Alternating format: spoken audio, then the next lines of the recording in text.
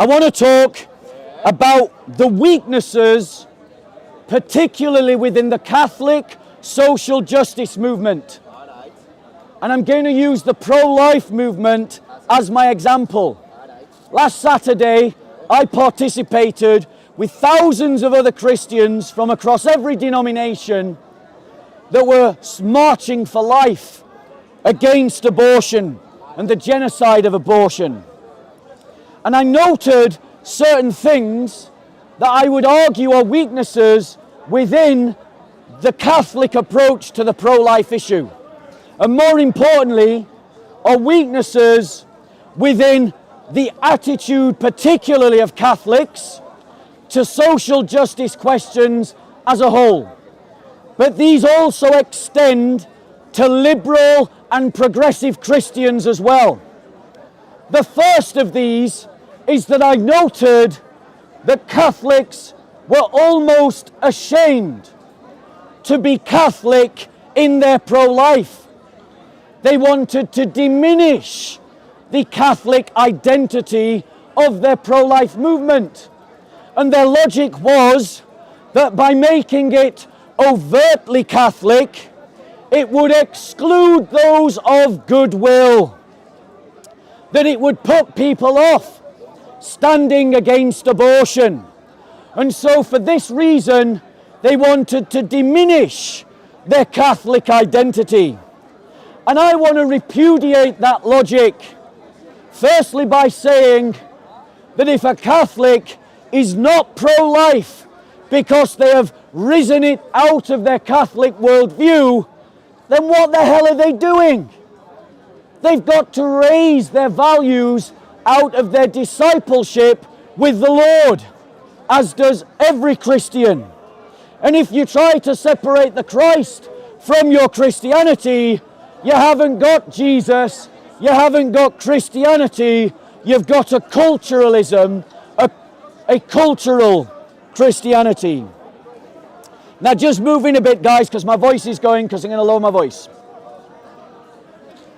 The next thing that I would say is that those who are of goodwill will join in a good cause regardless of whether the chief champions of that good cause are religious or not. If Christians were the leaders in the fight against racism, do you honestly believe that atheists who are also against racism will say, well, now I can't get involved in that campaign because it's too Christian for me? Of course not. This is silly logic. And unfortunately, was prevalent among certain sections of the Catholics on the pro-life march.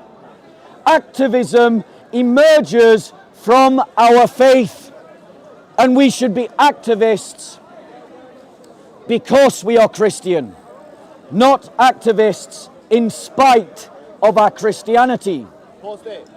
Okay. So, right, action. So, Chris, what I saw also on the March for Life was the fact that a lot of the Catholics were intimidated by conflict and friction. I'll give you two examples. There was a bunch of about 15 raving crazy feminists ranting against the pro-life march. And when the Christians from Speaker's Corner, who also attended the pro-life march, went to confront the feminists, two of the stewards tried to tell us that we were wrong for shouting back at the feminists. And they were doing that because they have a soy boy Christianity, an effeminized Christianity, an emasculated Christianity that is frightened of conflict or friction. Now, as Christians, Christ does not teach that. He said, I have not come to bring peace, but a sword. I have come that two might be against three, and three might be against two. He who loves his mother or father more than me is not worthy of me. You should choose me above your mother and father. That father will turn against son, and son will turn against father. That he who is not for me is against me. Jesus Christ was not frightened of confrontation or conflict. Jesus Christ made a whip of cords, and he thrashed and he beat the money changers in the temple, and he drove them out of the temple. This is the biblical Jesus. This is our Lord. This is the one whom we should follow in our discipleship. He is not frightened of conflict, nor should we be. The third thing that I witnessed about the pro-life march was a lack of joined-up thinking. The pro-life march argued that a Christian political party called the Christian People's Alliance should not have a table at their march. This is a lack of joined-up thinking.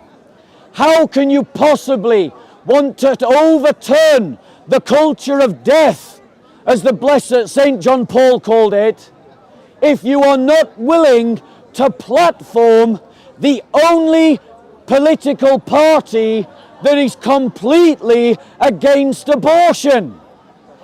If you are, the reasoning was, we don't want political parties involved. But marching through London and seeking changes to the law are a political act. So why would you exclude a political party that agrees with the political change that you want to see? And the reason for this is that the organisers, like many other Christians, do not have a comprehensive political worldview. They somehow disconnect political parties from the place of the march, from the place of political change. They think, in their deluded political naivety, that the world is going to change because individual consciences are going to change. Societies are governed by their shepherds. You don't need to change the mind of the majority.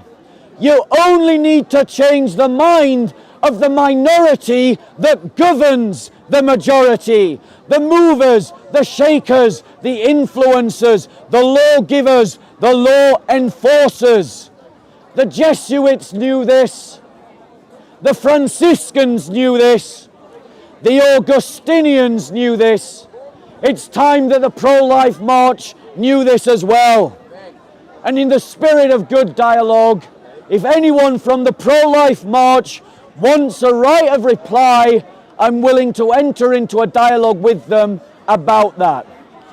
Thank you very much. Contact me on Btbsoco, that's Bravo Tango Bravo, Sierra Oscar Charlie Oscar @gmail.com. Good night. Thank you, Bob Sila. Cut!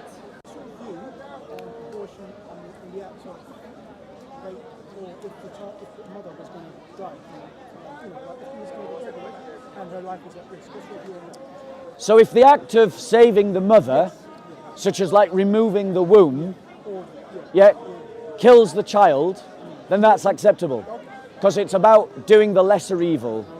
But the act of rape is a lesser evil to the act of murder, and so you can't justify abortion through rape. The lesser evil is about saving lives. Yeah.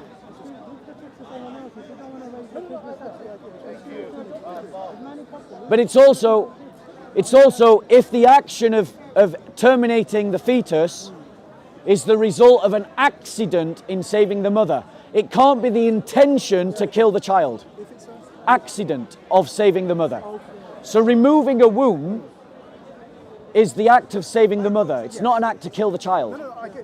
So if the child was going to be born with a disability that would kill them a year after birth, you couldn't justify abortion. Yeah, so that's my opinion. Are you a Christian yourself? Great, thanks be to God. Are you going to join the pro-life march? I don't know when it is. I'm a bus driver, so it depends on my... So I would encourage all of you, I would encourage every Christian that they join the 2022 March for Life in London next year. Look out for it, March for Life, make a note of it in your diary, give yourself a holiday. There you go.